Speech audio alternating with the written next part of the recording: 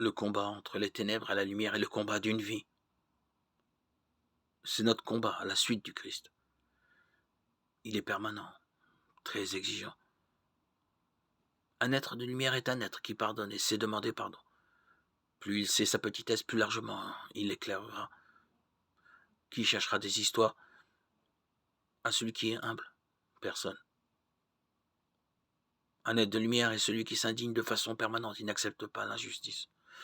Alors il est en marche pour tout combat. Il sait d'instinct la souffrance de l'autre. Et surtout, il essaie avec les moyens à sa portée d'y porter remède. Personne ne reste insensible à la main tendue quand tout s'écroule. C'est d'autant plus lumineux que le vide se fait toujours pour le perdant. Le Christ était l'homme de tous les perdants qu'il rencontrait. C'était sa boussole instinctive. Il nous appelle sans cesse à avoir la même boussole. Un être de lumière partagera son temps, sa présence, sa fraternité, sa compassion, ses biens. Il puisera sa force dans la vérité.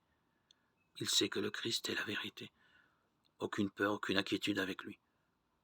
Cette foi-là renverse toute barrière de race, de religion, d'âge ou de classe sociale. Soyons des êtres de lumière. Il y en a peu, me direz-vous. C'est vrai.